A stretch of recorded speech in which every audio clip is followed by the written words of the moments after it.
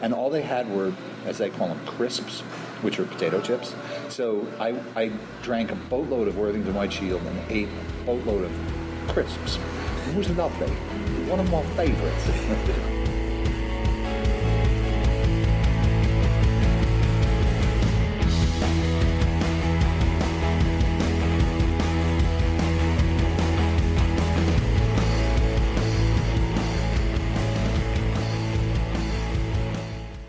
Hey all, Amanda here, and welcome to episode 48 of Great Beer Adventure, the brief brewery bio edition. As always, I want to thank our sponsor, Oak Hill Beverage in Scarborough, Maine, for their support. For store hours, go to oakhillbeverage.com. Today, we are off to Kittery, Maine to speak with Tod Mott of Tributary Brewing Company. Upon acquiring about how Tributary got started, the first thing we find out is that Tod and his wife are in this together. My wife and I, I've been working at the Portsmouth Brewery and been talking about how it was starting to take a toll on me. I've been working 25 years for other people and making people some serious money. And we decided that because our children were grown, son was almost finished college, daughter's getting married, it was time to step out on our own. The time was right. This was 2012. When we signed up for our Maine license, there were 36 breweries in Maine. We decided they needed one in southern Maine, and so we set about putting together a business plan, finding a site, et cetera, et cetera. She had the name a long, long time ago as she worked at the Wells Estuary at Laudham Farm over in Wells, and she decided that the rivers that lead to all the oceans, the streams and the riverlets and creeks and whatnot are tributaries, and it's a beautiful metaphor for beer because there are four ingredients to make beer. Well, there's always a bunch of tributaries to meet the ocean. So she came up with that, and then she came up with the tagline, one tributary leads to another. And, as far as marketing goes, I think, it was really remarkable, and she hit the ball out of the ballpark, so to speak. But we opened in 2014, September of 2014, so we've been open a year and a half, and we have just been organically growing. We wanted to keep the business to ourselves. We have bank behind us for our equipment, and then our build out with some investors. And we have a very good understanding with everybody that this is our business and we want to run it our way. No one's telling us what to do, and I think it's really cool. I love how Tod and his wife Galen are the perfect complements to each other in this venture. How does it all work out in their beer, you may ask? Let's find out. The beers at Tributary are kind of a myriad. Again, my wife, she's the brain. I'm the bronze. She's the brain. And she came up with, you can take the brewer out of the brew pub, but you can't take the brew pub out of the brewer. So our business plan was to have one flagship, which is our pale ale, and then all the rest are going to be one-offs. And so we have 4 draft lines, and our pale ale is our one draft that we have all the time. People are really starting to dig that beer because it's a hop-forward pale ale, 5.2%. So it's similar to an IPA, but it's not an IPA because it's not as strong as an IPA, and that whole bullshit about session IPA, that's crap because an IPA should be 6.5 and above.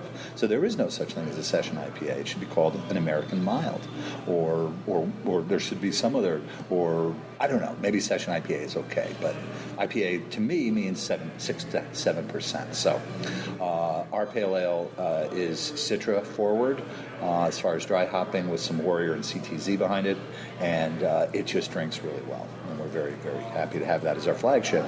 The rest of our beers, man, it really is in what we feel like doing. We always want to have a saison for the season.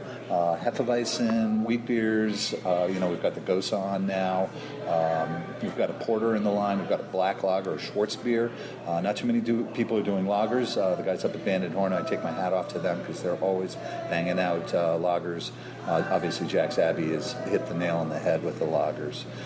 But more and more breweries are starting to do lagers because the American public is finally realizing there's more to life than just IPAs, which is And I have to take a little bit of that credit because way back in 1992, I designed a beer at the Harpoon Brewery, which originally was called Mass Bay Brewing Company, and did the IPA there. And sure enough, it was about the only IPA on the East Coast besides Ballantine IPA, and no one was drinking Ballantine at that time. So in 1992, we kind of revolutionized the East Coast IPA, and then everybody followed suit, and now everyone's making the other coast IPAs, and it's, I don't have a problem with that, but balance is my middle name, as I like to say, and all of our IPAs are really well balanced, but they're hop forward, there's no question about it, but not a whole lot of bitterness. Tod has been in the beer scene for a while now. He certainly makes some tasty beers.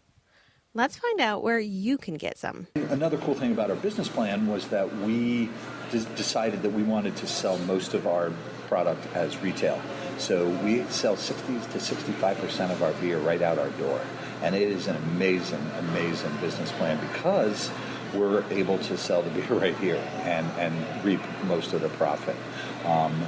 We do have about 22 accounts from Kittery all the way to Orono. Blaze, Family Dog, and Nocturnum all have our beer up North Bangor and Orono area. And then Portland, we have quite a few accounts there. Slab, Navarre, Nosh, Terlingua, Blue Spoon. Oh boy, the list goes on. Bear, the Great Lost Bear. We got quite a few accounts there, and then down in Kittery, that's where most of, and we're York County is where we mostly are. But we're at like the York Golf and Tennis, we're at York Harbor Inn, York River Landing, When Pigs Fly, Tulsi, Tasty Thai, Coco Locos, Rudders, blah blah blah blah blah. We got a lot of them. It sounds like a trip to Kittery is in order for all of us. Let's wrap things up learning a little bit more about Tod and his most memorable beer memory. Yeah. It actually was when my brother and his wife lived in England for about 6 or 7 years, and we visited them twice, once up in York, and then we went up to the Lake District, which is just south of Scotland. And our road trip was, we used the Good Beer Guide, the camera Good Beer Guide, and we stopped in at a little pub, and they had just announced that they'd put on a fresh cask of Worthington's White Shield. And I drunk a boatload of cask. I actually worked at the Commonwealth Brewery in Boston, which was known for quite a few cask-conditioned beers. And so I was no stranger to cask beer. But this Worthington White Shield was like velvet. We sat probably for 4 hours and pounded so many pints, and they were imperial pints, and both my wife and my brother's wife decided that they would drive, so they only had 2, and I think Alex and I probably had 5 or 6 pints of Worthington White Shield. It was so good, and all they had were, as they call them, crisps, which are potato chips. So I drank a boatload of Worthington White Shield and ate a boatload of crisps. It was lovely. One of my favorites. It certainly sounds lovely. Cheers to Tod, Galen, and the entire Tributary staff. A special thanks to our show sponsor, Oak Hill Beverage. Be sure to check them out for all of your beer, wine, cider, and mead needs. For links, go to greatbeeradventure.com/048. The music throughout today's episode is by Old Etc. out of Biddeford, Maine. To learn more about them, head over to greatbeeradventure.com/music. We have new things headed your way every week and can't wait to share them with you. Today's episode was created, produced, and edited by me, Amanda. Thanks for joining us. Have a fabulous day, and we'll see you next time. Cheers.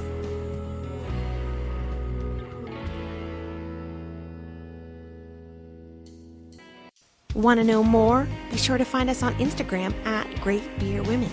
If you haven't done so already, be sure to head over to greatbeeradventure.com/subscribe to subscribe. That way, you'll be the first to know when a new episode goes live. Also, don't forget to tell your friends about us. A small party is fun, but a huge party is extraordinary. Let's get more people knowing about beer in the great state of Maine. Great Beer Adventure is part of the Great Pint Society.